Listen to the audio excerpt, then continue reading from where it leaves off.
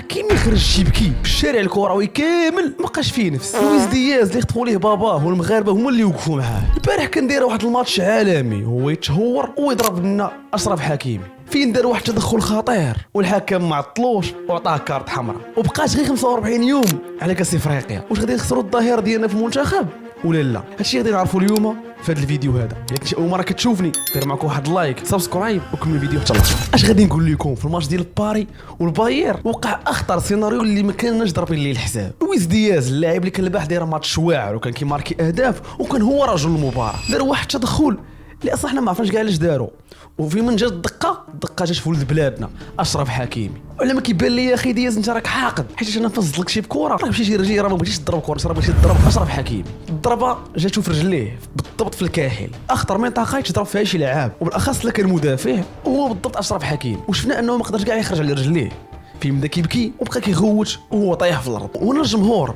داز من انه كان تعصب انه تصدم حيت شافوا الضربه ديال اشرف حكيمي. ولكن الجمهور ما حبسوش غير هنا فاش سالوا الماتش بطبيعه الحال غادي يمشيو للانستغرام ديالو وبداو كيسولوا فيه على والديه الاخبار ديالهم داروا معاه الصواب. ولكن اخويا راك تستاهل اخي دياز راك تستاهل حيت ضرب شينا اللاعب رقم واحد في المنتخب واللي كنا معولين عليه اننا نقدروا نربحوا به كاس افريقيا. دابا العالم كامل كيتسنى التقرير الطبي اللي غادي يخرج من باريس سان جيرمان. واش حكيمي غادي يغيب 4 الاسابيع ولا 5 الاسابيع؟ واش الكارير ديالو غادي يسالي هنا؟ واش غادي يرجع يلعب معنا كاس افريقيا ولا لا؟ بزاف ديال الاسئله كيدوروا وكيف قلت لكم باقي غير 45 يوم على كاس افريقيا. كي غادي نديروا اش من النوع ديال انت اخي دياز اش من النوع حنا عارفين باللي حكيمي من ديما هو كيتقاتل انه يربح كاس افريقيا. دابا فين ملعوب في بلادنا ما غاديش يكون اشرف حكيمي ولا قدر ما يكونش على حساب حنا ما عرفناش. ولكن هاد الاصابه هادي جات في واحد الوقت اللي الشيطان براسو ما طاش ليه بالو انه يضرب هاد اللاعب هذا مع العلم انه حكيمي كانت عنده كره في واحد الهجمه اللي ما مشكلش شي خطر ولا شي حاجه نجزلك شي عليه.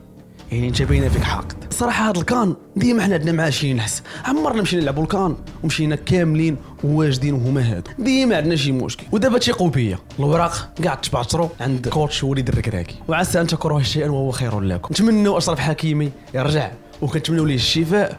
ولكن راه شفت واحد التصويره انه خارج كيتمشى على رجليه داير عكاز. هادشي كيعني انه اشرف راه ما مهرش يمكن غير مقصح. فكنتمنوا انه مع الترويض ويرتاح شويه يرجع لنا حكيمي في اقرب وقت ويلعب معنا كاس افريقيا كنتمنى.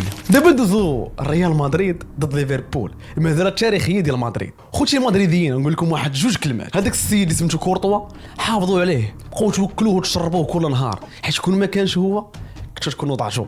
كورطوا عشقكم من هزيمه تاريخيه وكانت تقدر تكون بالثمن وخنقولها 1000 مره. هذا الحارس هذا من طنطن واعر ديال بصح. ولكن حتى ليفربول داروا ماتش زوين وكانوا غادي يبلبلوها وكانوا غادي يشعلوها خصوصا حيت الونزو داروا واحد اللعيبات يجوني في شكل دار واحد التغييرات ما هما تغييرات. وليفربول كانوا يقدروا اخي الونزو انهم يعمروا لك الفرقه ديالك ب 5-0 6-0 توقع اي حاجه. واسي الونزو راك بديتي شويه كتانشيلوتشا ريح راه الشارف كل لعب مع ليفربول كان غادي يربحهم ثق بيا وانت ما قدرتيش تربحهم.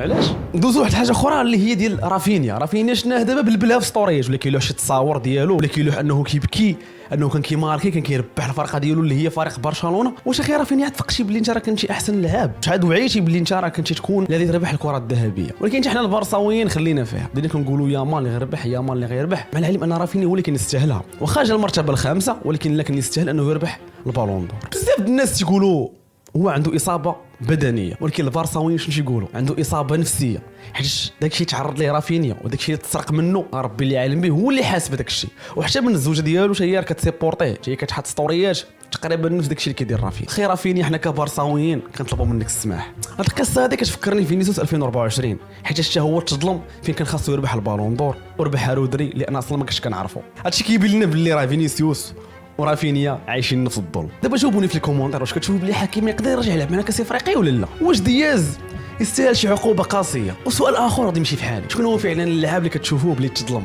واش فينيسيوس ولا رافينيا؟ قلت لكم واحد التشالنج ما بين ريال مدريد وبرشلونه بغيتكم تجاوبوني واخا تكون انت مدريدي جاوبني بصراحه واخا تكون انت بارساوي جاوبني بصراحه وما تنساوش ديروا معكم واحد اللايك وكومونتير يكون زوين ونتلاقاو في الفيديو الجاي ان شاء الله. تهلاو.